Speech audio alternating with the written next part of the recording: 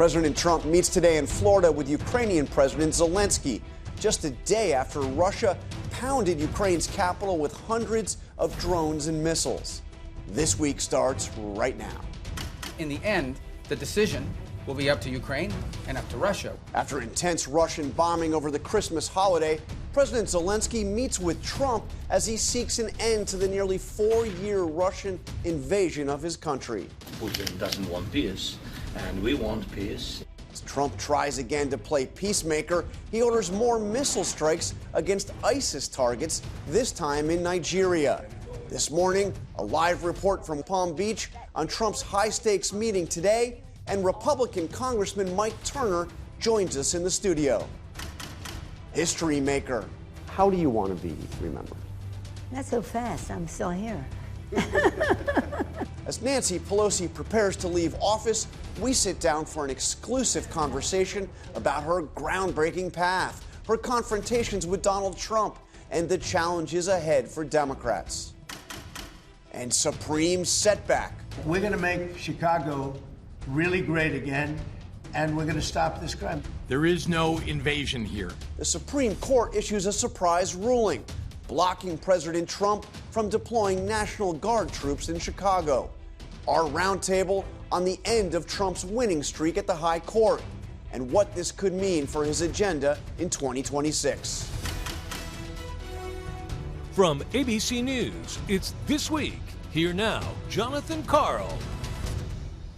Good morning. Welcome to This Week. I hope you all had a chance to relax and enjoy some time with family and loved ones over this Christmas holiday.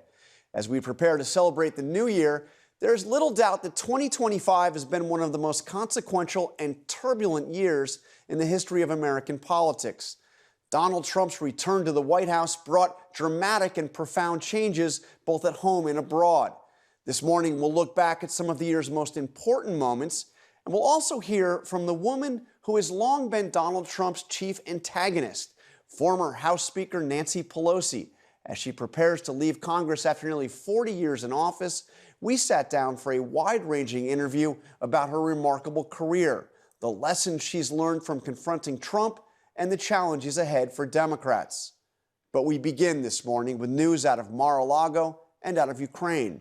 After Russia carried out one of the biggest overnight attacks on Ukraine's capital in months, the president is set to host Ukraine's leader at Mar-a-Lago, the latest bid to end the nearly 4-year war with Russia. Senior White House correspondent Selina Wang leads us off live from South Florida. This holiday weekend, explosions rocking Kyiv, killing at least 2, wounding dozens more. Ukraine's capital hit by the heaviest Russian attacks in months, leaving hundreds without power and families freezing. This Ukrainian woman saying, "There was shelling all night. We didn't go out. We were at home, but we were hiding in the corridor. And then in the morning, we heard an explosion." The intense strikes coming just hours before Ukraine's President Zelenskyy is set to meet President Trump at Mar-a-Lago. Zelenskyy pleading for help to end nearly 4 years of fighting. This attack is, again, Russia's answer on our peace efforts, and it's really showed that Putin doesn't want peace, and we want peace. Trump's special envoy Steve Witkoff and son-in-law Jared Kushner have spent weeks negotiating with both sides ahead of this high-stakes meeting.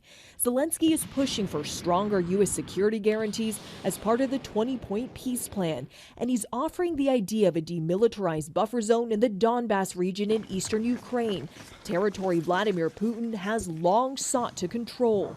Zelenskyy striking a positive tone, saying the peace agreement is 90% ready, but Trump telling Politico that Zelenskyy, quote, doesn't have anything until I approve it. And as Russia's massive assaults continue, Putin is showing no signs he's ready for compromise either, threatening on Saturday if Ukraine rejects peace talks, Russia will press on with its military campaign.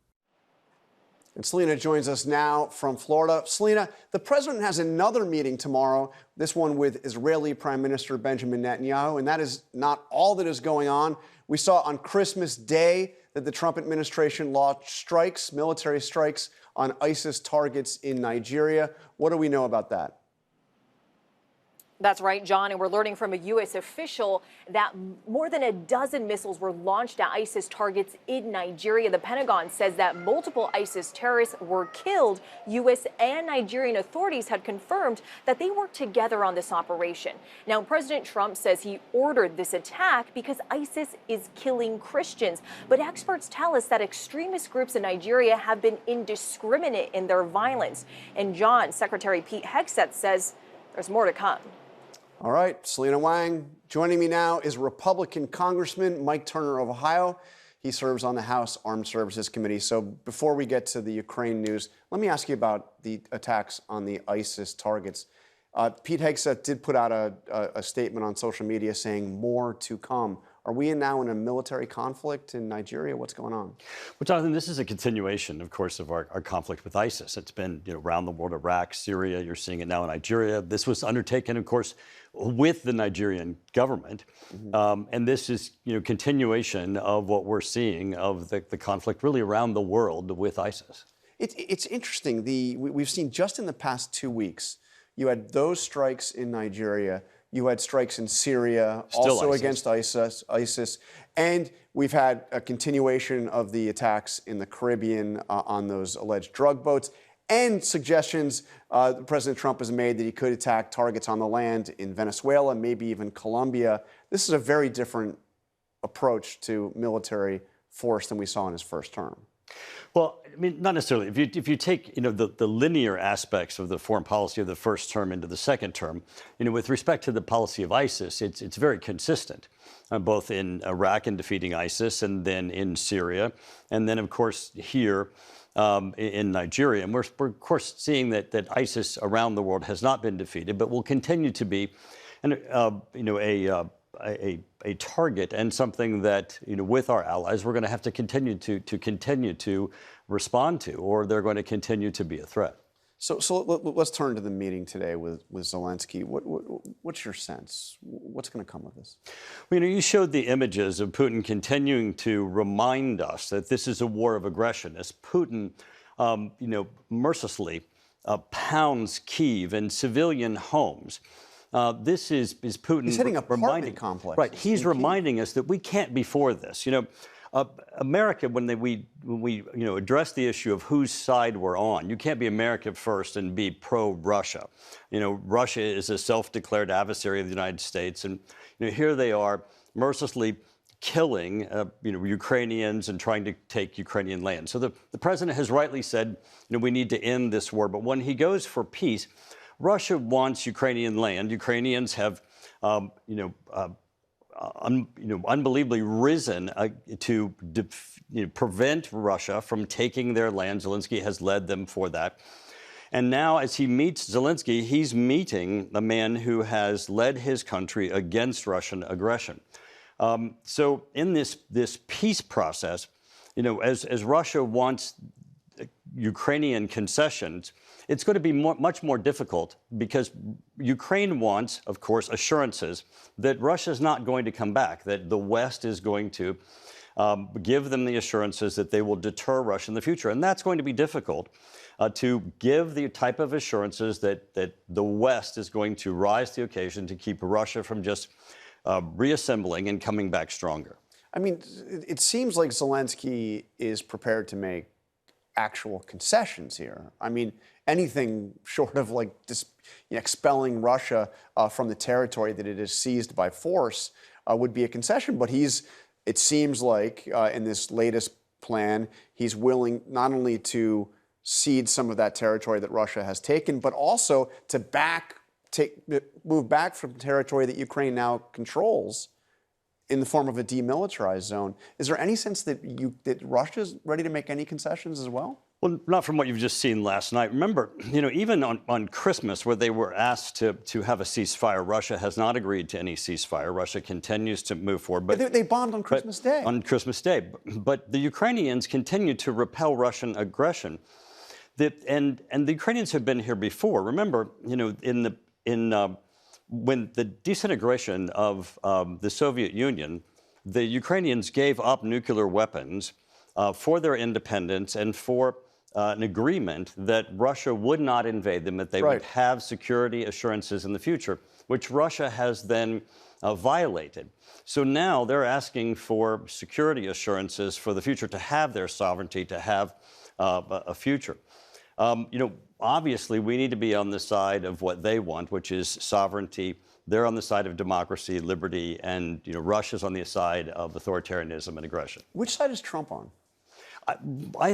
Clearly, Trump is on the side of peace, and he's trying to balance these two forces, which is very, very difficult to bring these two parties together. But in balancing it, we have to understand that Russia's goal is to take from someone else something that's theirs, and Ukraine has to have a sense of security assurances that Russia's not coming back. But can I just ask you, because Trump has repeatedly said that Ukraine never should have started this war, or words to that effect. I mean, Ukraine didn't start this war. Well, they were invaded. Clearly. So how does that affect his effort to try to broker a peace deal? Clearly, a war of aggression is started by Russia, and it has been started by Russia. Yeah. And I think that Trump's sense of wanting peace is incredibly important, and I think it's a noble goal. And I think we're getting closer. I think that Zelensky's coming with a plan that is workable and that could get us there. And hopefully, with our allies in Europe that have come together, they seem to be working in advancing the type of security assurances we're going to need with the United States, that hopefully we can deter Russia in the future. All right, Congressman Mike Turner, thank you very much. Appreciate it. A lot more to talk about this with you in the future. Appreciate it. Thank you. Coming up, she's been called the biggest antagonist to Donald Trump in American politics. As Nancy Pelosi prepares to leave Congress, she talks to us about the biggest and most challenging moments of her career. We're back in 2 minutes. Whether you agree with her or not, there is no real dispute that Nancy Pelosi is the most powerful woman in the history of American politics. After a nearly 4-decade-long career in Congress, Pelosi will retire from the House after this term is up. We caught up with her in Georgetown to take a look at her remarkable career and to discuss her advice to Democrats going forward. The conversation starts with a look back at her very first campaign. I want to go back to the very beginning, 1987. Mm-hmm. You ran in a very crowded primary to represent San Francisco in Congress. It was close. That race was close. What was that like? Well, it was not any closer than we had anticipated. There were 4 elected officials in the race, and I had never run for public office and the rest. But I'm a big believer, and that's my Baltimore experience too, is you have to own the ground to win the election. And ABC News interviewed you the day before the primary. I see it as a race to represent San Francisco, and I think the issue in the campaign is who can do that job best. Effectiveness is the issue. Your slogan at that time, as you remember, Nancy Pelosi, a voice that will be heard. That's funny, isn't it? Isn't that funny? That I would become Speaker of the House, and of course my voice would be heard, but I never thought of that. Along the way, Pelosi became the first woman to serve as party whip and the first woman to be minority leader. Yeah, as you know, I'm not finished yet. I've been waiting over 200 years. And in 2007, the first woman to hold the Speaker's gavel. The House will come to order. I actually never intended to run for leadership. That's what's so funny about this, because I love my committees, appropriations, intelligence. I have 30 years of intelligence while I'm there. And then we lost in 94, 96, 98, and then it's coming up to 2000. And I said, being a party chair, I know how to win elections, and I'm just tired of losing. I want to talk about your relationship with Trump, because there were some real defining moments and certainly some defining images. I mean, you stood up to him and his team in the cabinet room. Yeah. There was you're ripping up his speech in the State of the Union address. The Oval Office meeting with you and Chuck Schumer, where you really get into it with him. What is your advice to Democrats on how to handle Trump? Well, let me just say this first. Of those incidents you mentioned were spontaneous. Yeah. We went to the cabinet room to have a meeting, leadership and the leadership of the executive branch on security and the rest, and it was a horrible meeting. I think those people must have been embarrassed. If you look at the picture when I'm looking at them, they've got their heads down. Yeah, you see General Milley's kind of looking down. But you know what I'm saying when I go out the door? What? I'm leaving here because I've had it with you, Mr. President. With you, all roads lead to Putin. And they put that picture out. Yeah. We're not even allowed They put that picture out and said, "Crazy Nancy's unhinged," or whatever they said. No, they did me a big favor. It was I get more requests to sign that picture. People like the tearing up of the speech.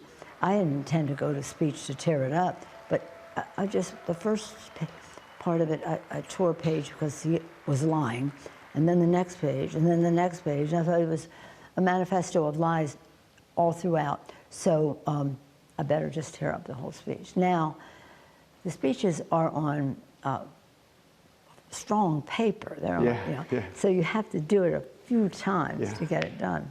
But I had no intention of doing it. I thought my staff was going to die. But throughout all that, was there ever a moment where you thought you could actually work with Donald Trump? Actually, yeah, of course. I mean, when we have an election, elections are elections. You respect the results, and we try to work together. So if the Democrats win the House back? Yeah. No. When? Okay. When the Democrats win the House back, then we will. So how does the next Democratic Speaker of the House deal with Donald Trump? What would be your advice? You've been there, you've done it. Just do your own thing. Just be yourself. Hakeem Jeffries is ready. He's eloquent. He's respected by the members. He's a unifier, and he will have. You have no doubt it'll be Hakeem Jeffries. None. And I mean, do they go into investigations? Do you have more impeachment, another impeachment round, or do you try to deal with him and get some, something done on all the other issues?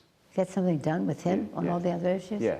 Well, I think what you do is, it's hard to get something that he will sign because of the problem that he has. But you can hold up some of the things that they may put forth. So of course, they have the power of the purse. Yeah. We have the power of the purse. He cannot. But right now, the Republicans in the Congress have abolished the Congress. They just do what the president insists that they do. That will be over. So that ends as soon as you have a Democratic That ends as soon speaker. as we have the gavel. I'm not, in terms of impeachment, unless you have I've said to people, the one person who was responsible for the impeachments of Donald Trump is Donald Trump. It's not something you decide to do. It's what violation of the Constitution he engages in. So that's not something you say, oh, we're going to impeach him. Well, but you can have the power of subpoena to get information from these agencies of government who are not supplying any information. You had many highs as Speaker. The darkest day must have been January 6th. Absolutely. And amazingly, your daughter Alexandra is with you. She was there. She took her sons because she wanted them to witness history. She took them when they were little babies to the day we passed the Affordable Care Act.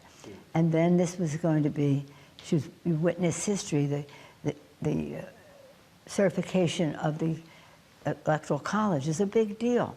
It's a historic occasion. So that's why she was there. She was there, and she's always got a camera with her.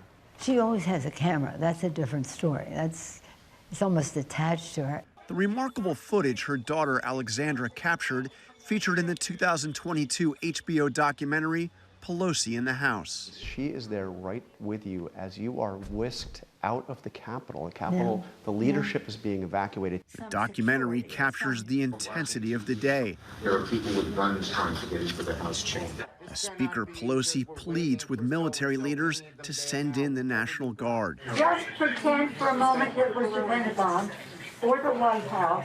What's going through your head? I mean, we see the pictures. We see the anguish. We see what's happening to the Capitol. What's going through your head? Well, it was clear that the President of the United States had incited an insurrection, and we begged him to send the National Guard. Typical of him, he never represents the truth. He said, I was going to send it, but they didn't want it. Get out of here. Even Mitch McConnell was on the phone with us saying, get them here right away. Yeah. But they never sent them. This was one of the sad things. January 6th was really sad of itself, but the sorrow of it also springs from the fact that this president is trying to rewrite history, have a different narrative of what happened that day. And what I saw that day was these people coming in. They were going to have a bullet in my F-word head, and they were going to hang a noose for the Vice President of the United States. They had Confederate flags under Lincoln's dome, the dome that Lincoln built. They're in there. They're defecating on the floor. They're insulting the people who make the Capitol nice. And of course, they beat up the police. And he's trying to convince the American people, and his toadies that go along with him are subscribing to that.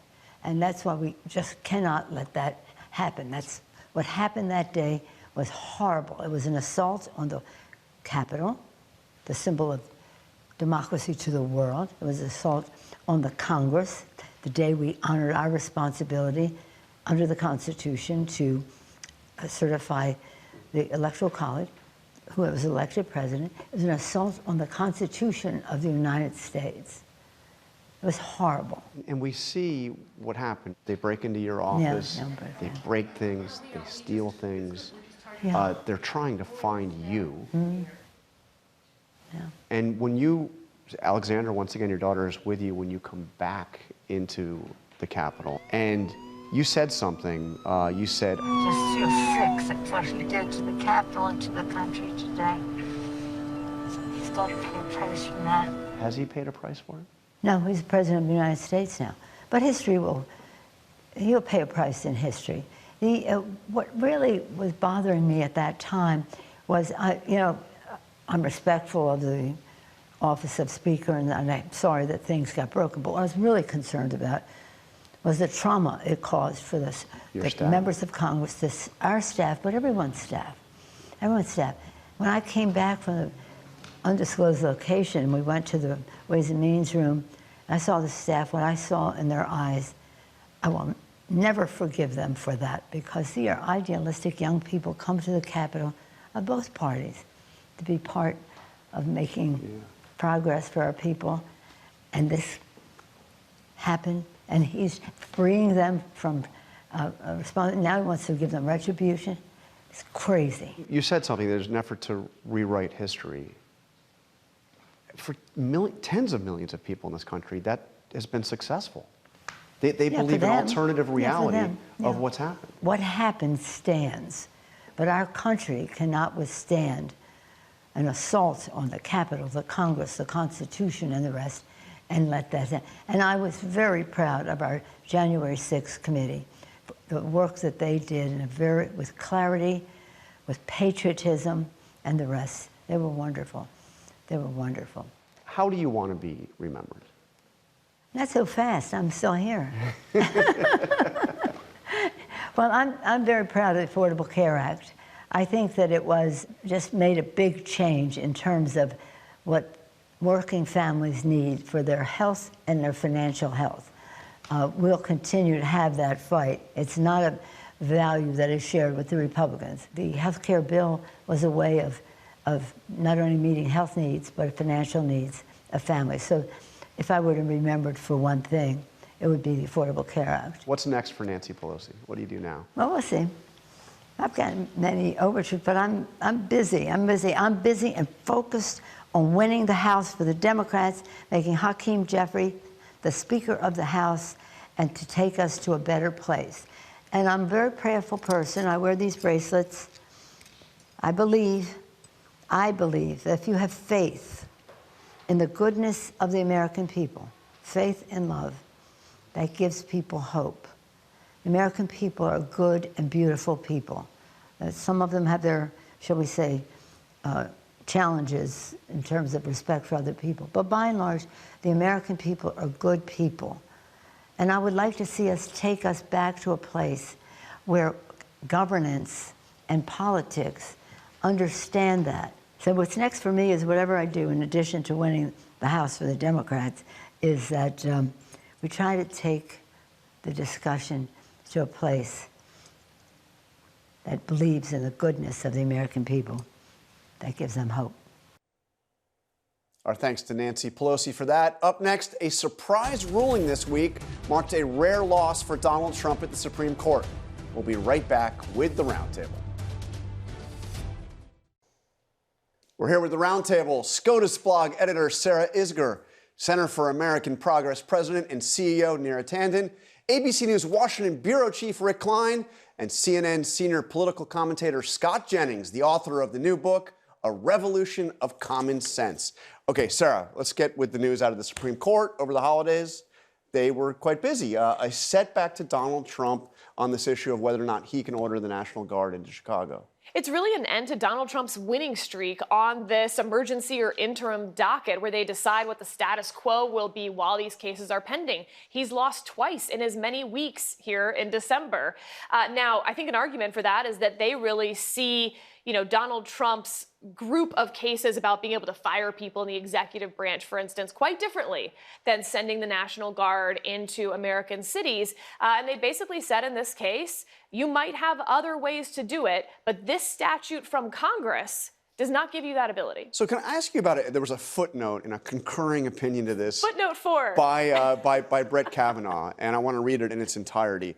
The Fourth Amendment requires that immigration stops must be based on reasonable suspicion of illegal presence. Stops must be brief, arrests must be based on probable cause, and officers must not employ excessive force. And then he writes this. Moreover, the officers must not make interior immigration stops or arrests based on race or ethnicity. That's quite a footnote. What are the implications for This is referring the mass back, deportations? This is referring back to another interim docket case back in September where Justice Kavanaugh said that race might be one salient factor as long as it was combined with all of those other factors. Those on the left have started calling them Kavanaugh stops. When you sort of do these stops in a Home Depot parking lot, for instance, clearly what he's trying to do there is clarify. He absolutely means that the Fourth Amendment factors remain the same of when you can stop someone for reasonable suspicion and that you cannot stop someone based on their race. Scott? Well, look, I think on the immigration piece, it's been his biggest success this year. It's the biggest promise fulfilled. We've had 2.5 million people deported. A significant number of them were self-deported. They used the government's app or just decided to leave the country altogether. And so when I talk to Republicans and Trump supporters around the country, they're more than thrilled with the aggressive nature of it. We haven't passed any new immigration laws since Donald Trump became the president again. We're just enforcing the laws that we have, something the previous administration would not do. So I know the left has treated this as some big controversy, but I don't know what's controversial about the president just simply enforcing the laws that are on the books. But this is a message sent by one of the people he put on the Supreme Court. I mean, it's controversial to the Supreme Court and the people who he appointed. So it is obviously an issue for some Republicans because the Supreme Court reined him in. And I'd say what's fascinating now with these decisions is that it seems like it's dawning on the Supreme Court that there may be a Democratic president, and the powers that they are giving the president of the United States, the powers that they've sanctioned for Donald Trump, are ones that could be used by a Democratic president. I think they are now thinking that he's gone too far. I mean, the idea that a president is putting National Guard troops into cities is a step too far for even this Supreme Court. And this was a setback at the Supreme Court after a string of serious winning streaks. But, I mean, this could be the year of the Supreme Court. Yeah, and I think that is such an important point in this, is that there is so much of the Trump agenda that is still before the court. Look at the whole tariffs issue. You've got birthright citizenship. You have the opportunity for the court to still assert itself in a much bigger way. And there's so many pieces, to Scott's point. We're not talking about a lot of new laws that happened in 2025. We're talking about a lot of things that happened with executive power. And yeah, Congress didn't pass much of anything. No, and I think 2026 is going to bring even less of that as we get closer to the midterms. But what you will see in the coming year is a lot of these legal strategies kind of coming home to roost and potentially getting slapped back a little bit. And I think he has won a lot more than he's lost in the courts, but that might not always be the case. Are we going to hear about tariffs in January? I think January is a very important month for tariffs. If we don't hear about tariffs in January, that could be very good for the president.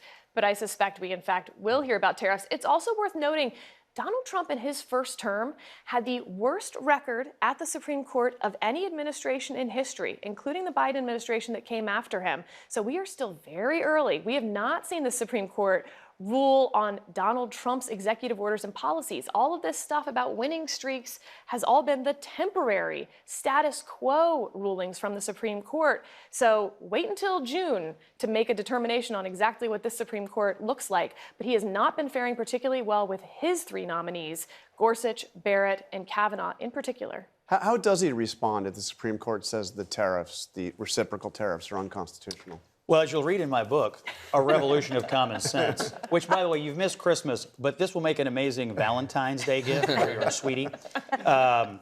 He'll be apoplectic because the president believes that the tariff strategy is working. Look at GDP growth. Look at the stock market. Inflation's coming down. Growth's going up. He thinks in Bessent, you talk to Bessent, he thinks we're going to have a boom in 2026 because of the long-term re-engineering of the U.S. economy they've employed, largely on the back of tariffs, but he'll be apoplectic. And, of course, it would also depend on whether the court rules that you have to give the money back that's coming in. How you ever untangle all that, I don't know. The president would also tell you it's not just an economic tool, it's a diplomatic tool. He thinks a lot of the conflicts that he solved this year, which he's very proud of, some of it, maybe more than half of them, were because he had the power to threaten these people with tariffs. And so he thinks it'll make the country weak, the presidency weaker, and that it will sort of destabilize what he's trying to do with the U.S. economy. And to be clear, if the Supreme Court does rule against him on tariffs, they will say he is welcome to go to Congress to get these diplomatic tools, to get these revenue tools. It's not that he can't have tariffs, it's that Congress must And his party controls both houses of Congress. Why has he not done this? Okay, so let's take a look back at the year that was.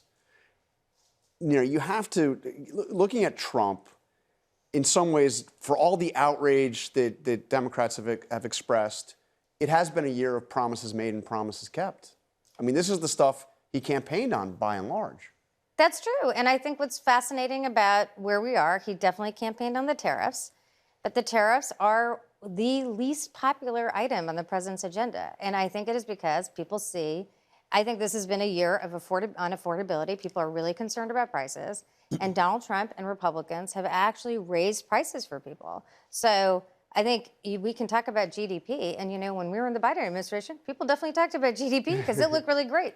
But what really mattered... the numbers look good, as they did in the last year of Biden. But the truth is that people were deeply anxious about making ends meet. And the big difference is that Donald Trump has passed tariffs, which lots of Republicans like, but the American people, particularly independents, think that they drive up costs because they do. And that has been a big challenge for the president's numbers.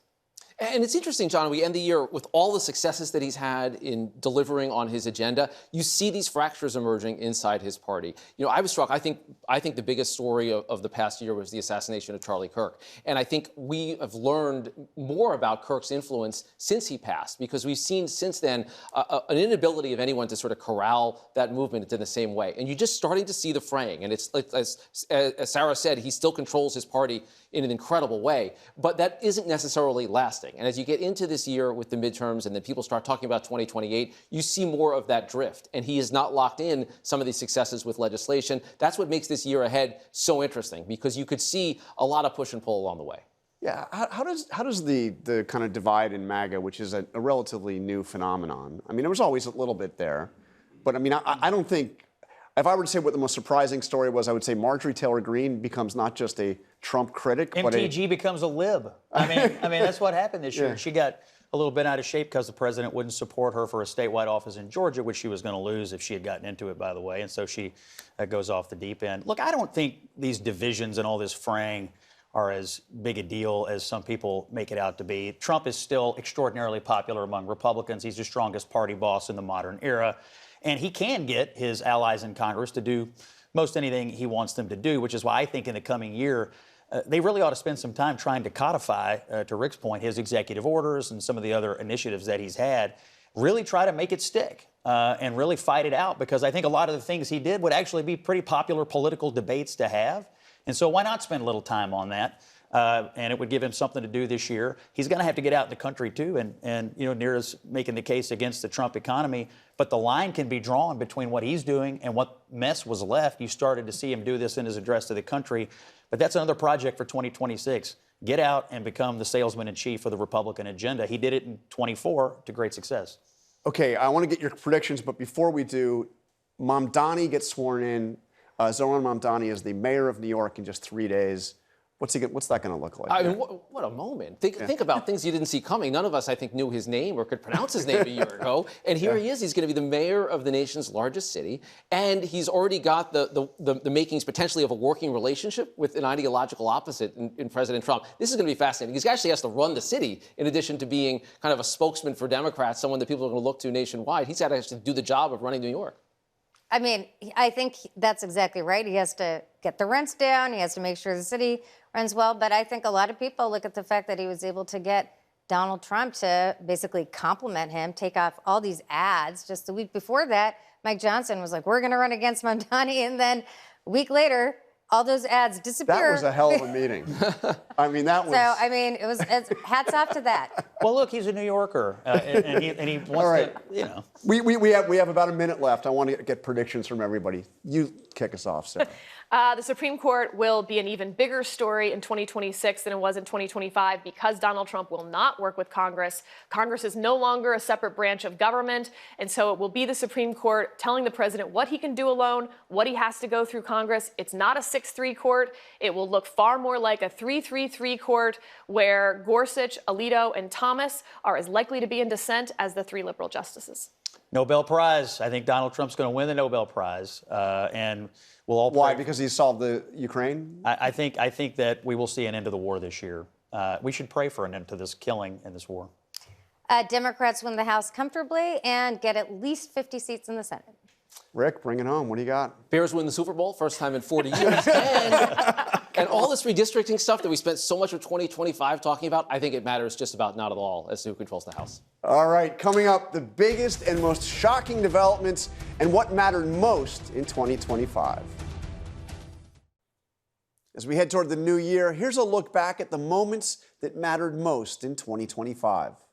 I, Donald John Trump. Donald Trump began his second term emboldened. A tide of change is sweeping the country. Trump 2.0 is much more politically savvy. He is testing power in ways that other presidents never even imagined doing. He wasted absolutely no time. Today I will sign a series of historic executive orders. He had wanted to get right in, get those executive orders signed, and get right to work. Ending DEI, ending birthright citizenship, creating DOGE.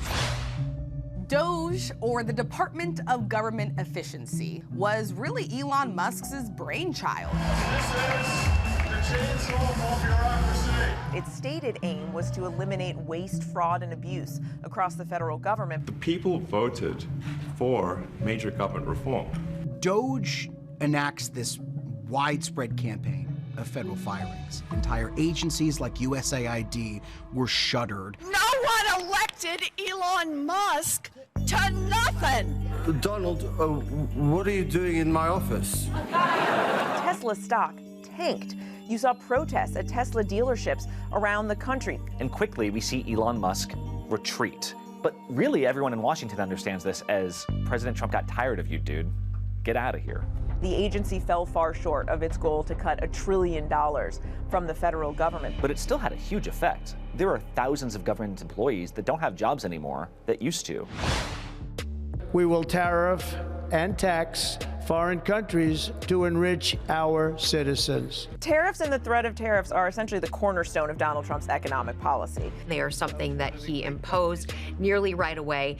And it has been head-spinning at times to keep track of where are we imposing the tariffs, where are we rolling them back. During the campaign, Trump promised that he would be the retribution. I am your retribution. I am your retribution. We've seen it for law firms, universities, individuals who were his allies, individuals he saw as his political enemies. He is doing everything he can to wield his power, to wield the power of the Justice Department, to do his own personal political bidding. And he's pardoned a lot of people. He has pardoned people who have written him nice letters. He has pardoned drug kingpins. The legacy will forever be tied to the fact that he pardoned all the January 6th defendants. These were people that actually love our country. All illegal entry will immediately be halted. It's immigration that becomes one of the critical, polarizing issues very early on. When we secured the southern border, we know that that was an issue that he's been talking about since before he was first elected. President Trump is in the process of presiding over the greatest exodus of people out of this country, maybe in modern history. Leave now. If you don't, we will find you, and we will deport you. You will never return. The way they are attacking this is unlike anything we've seen before. Por favor. Armed agents, sometimes masked, showing up on the streets, pulling people out of cars, pulling people out of homes. Some people supporting it wholeheartedly, saying this is long overdue. Some people saying this is monstrous. Tonight, the president orders the National Guard into Los Angeles to squash immigration protests. We saw immigration protests across the country, from LA to Charlotte to Chicago, nationwide. It has been incredibly chaotic, incredibly tense, and has led to a lot of legal challenges. President Trump facing a political firestorm over the Jeffrey Epstein files, dividing his base and putting the president on the defensive. Are you still talking about Jeffrey Epstein? Trump took office fully telling his supporters that he was going to release all of the files that the Justice Department had in its possession related to Jeffrey Epstein. And then he didn't. And guess what? This has been political nuclear fission. It's been that hot of an issue. So this is a Democrat hoax that never ends. This turned into a congressional investigation by Republicans, by the way. And he fought tooth and nail against the release until it became clear that Republicans would resist and make sure that they voted to release all those files. And at that point, Trump capitulated. On this vote, the yeas are 427, the nays are 1. The bill is passed. This may be the biggest political defeat that Donald Trump has suffered, period, from his own party. And obviously, Marjorie Taylor Greene, one of the Republicans leading the charge on this. The country deserves transparency in these files. Trump denies any wrongdoing. He insists he knew nothing about Epstein's criminal behavior. At one point, there's an election, and you almost see in real time Americans go, we're not huge fans of this administration right now. ABC News has now projected 3 major wins for Democrats. So in Virginia, you had Abigail Spanberger become the first woman governor of Virginia. In New Jersey, you had Mikey Sherrill win. And in New York City, you had a Democratic socialist named Zohran Mamdani go to a landslide victory over Andrew Cuomo. Democrats have all of the momentum. If there was one word that defined the elections we saw just a few months ago, it was affordability. People see job opportunities going down. They see prices at the grocery store that remain high. They see housing costs that remain high, and they're not feeling optimistic. And remember, the #1 reason Donald Trump returned to the White House was to tackle the economy. It'll be interesting as we head into the New Year's. You know, his middle-class tax cuts will take effect on January 1. No tax on tips, no tax on Social Security, no tax on overtime. I think we'll be seeing bigger paychecks. Next year, the wild ride is going to continue. The midterms are going to be crucial. We're going to see the president very focused on the issues that matter most to voters. What's coming in 2026 is a dramatic test of Donald Trump's power and his popular appeal in this country. And you can see the full 2-hour ABC special, The Year, hosted by Robin Roberts tomorrow night at 8 p.m. As we turn the page to 2026, we want to recognize the hard work of the many people who make this show possible each and every week. Have a safe and happy New Year.